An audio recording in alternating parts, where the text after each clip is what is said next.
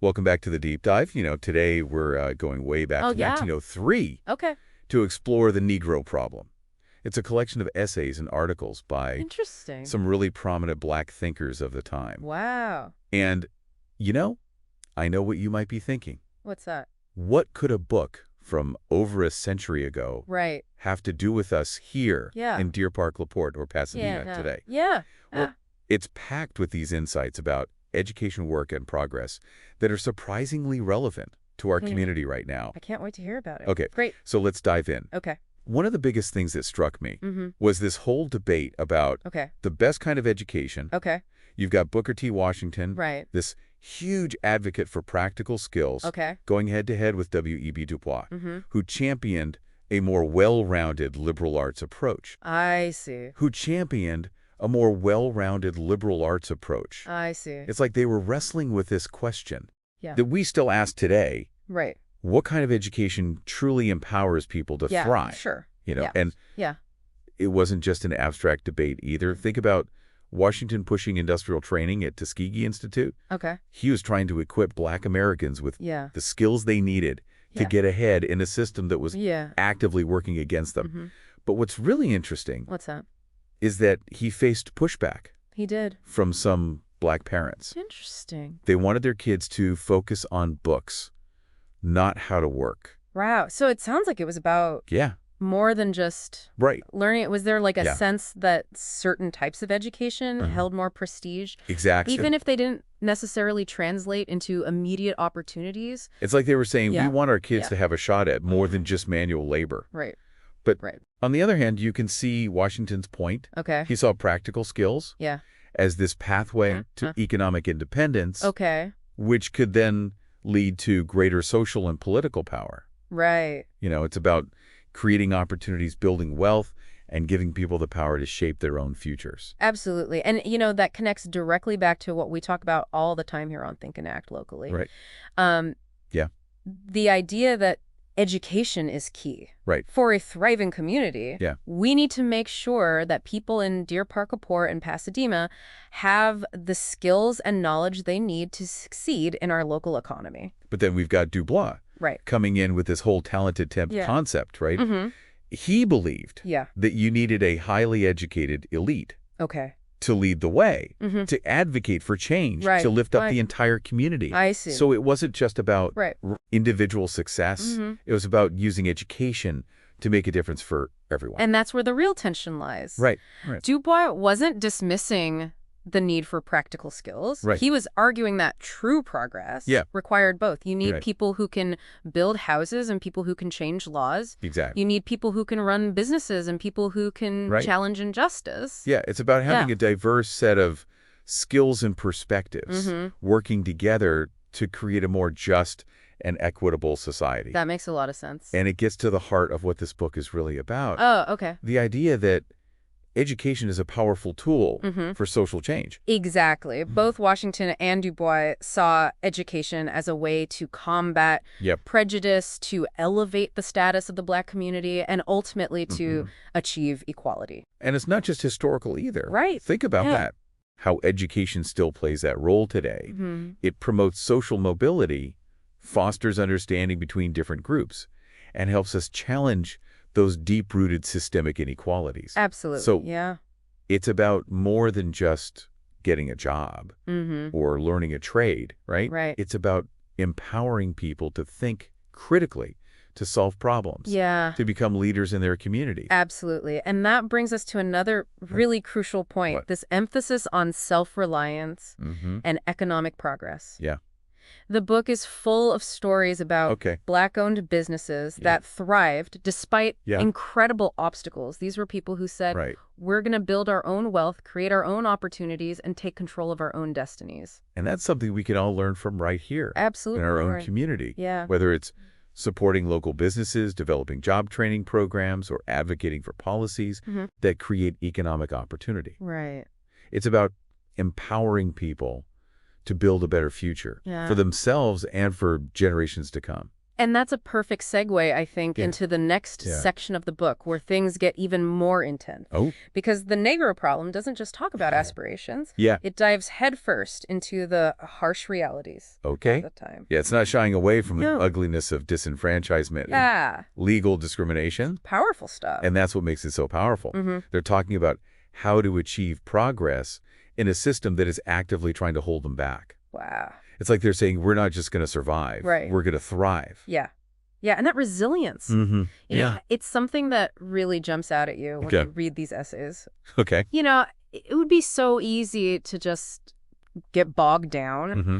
in despair. Yeah. But yeah. these writers are focused on solutions, Yeah. on figuring out how to create change, Mm-hmm. even in the face of Yeah. incredible adversity. It is really inspiring, It is. honestly. Yeah. Like in that essay about Mm. disenfranchisement, Okay. the author doesn't just complain about voter suppression. Okay. He lays out this clear argument Right. for why it's wrong Mm-hmm. and how it undermines the very fabric Mm-hmm. of a democracy. Yeah. And then he hits you with this story Oh, wow. about a black barber Okay. named Sewall Smith. Okay. This guy was Yeah. like a respected businessman, Mm-hmm. well liked by Okay. the white folks in his Mm-hmm. town. Okay. But he travels to a different town, Oh, no. gets brutally attacked Wow. just because a white boy's So- carrying his bag. That anecdote is chilling. Yeah. It really brings home the point that even in communities Right. that might seem tolerant Yeah. on the surface, there's this underlying current of racism Right. that Yeah. can erupt into violence Mhm. at any moment. It's like a gut punch, you know? Yes. Makes you realize Yeah. how precarious things were for Yeah. Black Americans at that time. Absolutely. And it makes you think about Yeah. what it means to Mhm. be a true ally, Right.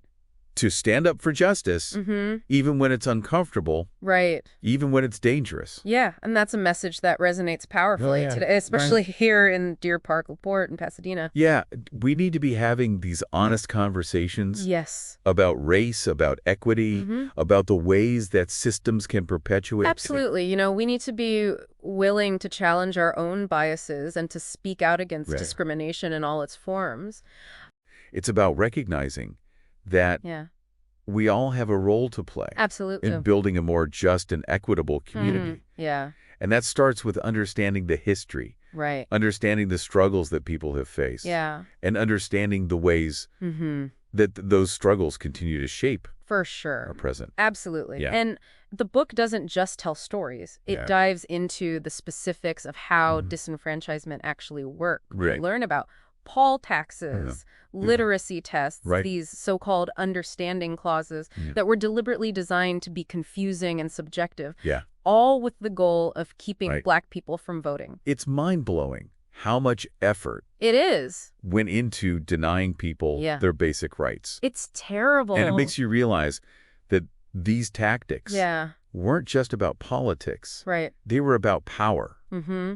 It was about maintaining a system Yeah, that benefited one group right.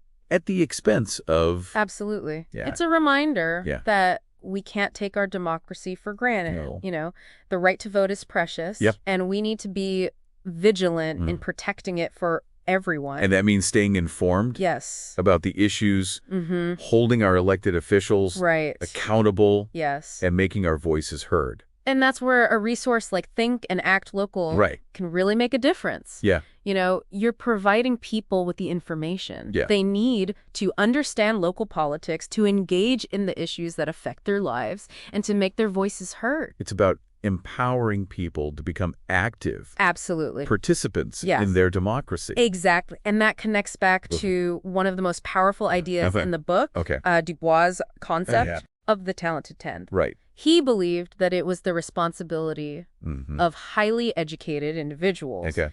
to lead the way, Right. to use their knowledge and skills to uplift their Right. communities. So it's not just about Yeah. getting an education for Yeah. yourself, right? Right. It's about using that education Mm-hmm. to make a difference Yeah, in the world. for sure. It's about seeing yourself Mm-hmm. as part of a larger movement for Absolutely. progress. The book is full of inspiring examples Okay. of the talented 10th in Yeah. action. Okay. Black educators establishing schools, Right. doctors providing healthcare, Yeah. lawyers fighting for justice, Mhm. entrepreneurs building businesses that create opportunity. these were people who understood Right. that their education wasn't just a personal achievement. It was a tool Yeah. for social change. It's a challenge to all of us, right? Yes. How are we using our own talent and resources Right. to make a difference in our communities? For sure. Are we actively contributing to the well-being of our neighbors? Are we using our voices Right. to advocate for justice and equality? These are questions you Yeah. should all be asking ourselves. Right. And I think that's Yeah. one of the most valuable things about the Negro problem. It challenges us to think beyond our individual lives Yeah. and to embrace our responsibility to the collective. It's about recognizing that we're all Absolutely. interconnected. Yes. And that our actions have a ripple effect. It really is. It's about understanding Yeah. that even small acts of service can make a difference. And then speaking of making a difference, Yeah. I have to give a shout out Oh, yeah. to all the folks behind Think and Act locally. Aw. You're That's doing thanks. incredible work. Well, we try. Yeah, providing this platform for education and engagement and helping people in Deer Park, LaPorte, and Pasadena Right. to, find their voice and make a real impact in their community. Well, thanks for that.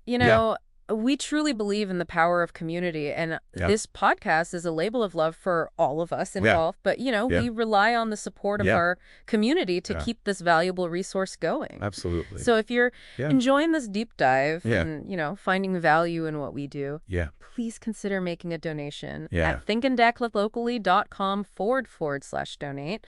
You'll find the link in the show notes. Yeah. Every contribution, big or small, helps us continue to provide you with the information and resources you need to make a difference in your community. So we've covered a lot of ground today. Yeah. But here's the big takeaway for me. Okay. Even though the Negro problem was written Yeah. over a century ago, it speaks directly to the challenges we face today. Absolutely. It reminds us Yeah. that the pursuit of progress is a constant struggle It is. and that it requires both individual effort Right. and collective action. It's about recognizing that education isn't just about personal advancement. It's about equipping people with the knowledge and skills they need to become agents of change in their communities. Right. It's about understanding that economic empowerment is crucial for social and political progress.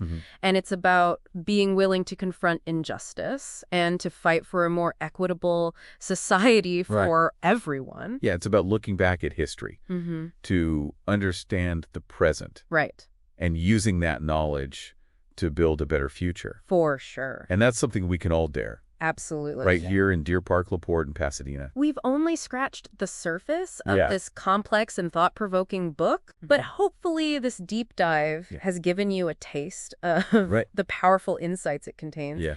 And we encourage you to seek it out and explore it for yourself. And as you do, Yeah.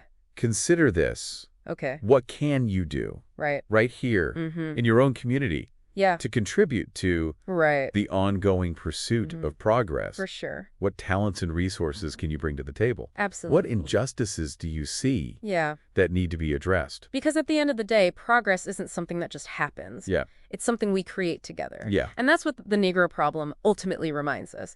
We all have a role to play in Yeah. building a more just and equitable world.